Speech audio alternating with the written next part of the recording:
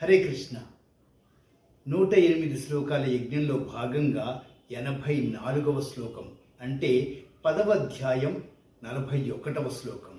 యద్యద్విభూతిమత్సత్వం శ్రీమదూర్జితమేవ వా తత్తదేవావగచ్చత్వం మమ తేజోంస సంభవం. ఇందాక అడిగిన 2 ప్రశ్నలకి 10వ అధ్యాయం 12, 13 శ్లోకాల్లో అర్జునుడు అడిగాడు శ్రీకృష్ణ పరమాత్మని. దానికి సమాధానం ఇప్పుడు ఓపెన్ అప్ అవుతున్నారండి. ఈ మొత్తం సృష్టిలో తేజోవంతమైంది ఏదన్నా ఉంటే నా నుంచి వెలువరే తేజము వాటికి ప్రసారమవుతుంది, ప్రసరిస్తుంది. తత్తదేవావగచ్చత్వం మమ తేజోంస సంభవం. ఇంకా ఎక్కడైనా సరే ఆ తేజం విరాజిల్లుతుంది అంటే నా నుంచి వస్తున్నది.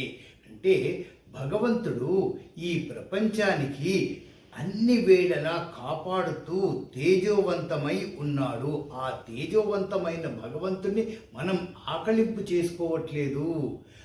మన మనస్సులో ఆ భగవంతునికి గుడి కట్టి అర్చనలు చేయండి, భక్తిపూర్వకంగా భజనలు చేయండి, భగవద్గీత పఠించండి. ఆ తేజము, ఆ భగవంతుని తేజం మన మీదకు వస్తుందండి. ముఖవర్చస్సు పెరిగిపోతుంది, వాక్చాతుర్యం పెరుగుతుంది.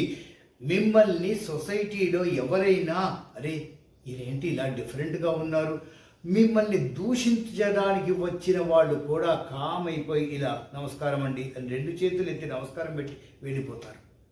అంత తేజోమయంగా మీరు అయిపోతారు. ఈ ప్రపంచానికి తేజమే నేను ఇస్తున్నాను కనుక మీ బుద్ధి కుశలత అన్నీ మార్చడానికి నేను రెడీగా ఉన్నాను నా తేజోమయమైన ఈ ప్రపంచంలో.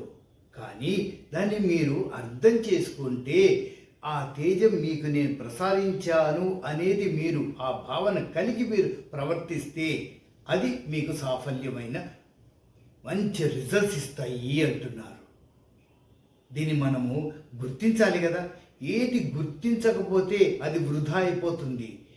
శ్రీకృష్ణ పరమాత్మ ఆ తేజాన్ని మనకి ఇస్తున్నప్పుడు దాన్ని గుర్తిస్తే మనం ఇంకొక రకంగా ఇప్పటిదాకా మనం తెలుసుకున్నది ఏంటి, శ్రీకృష్ణ పరమాత్మ తేజం వల్ల మనం తెలుసుకోబోయేది ఏంటి, ఆ క్లారిటీ మనకు వచ్చేస్తుంది కదా.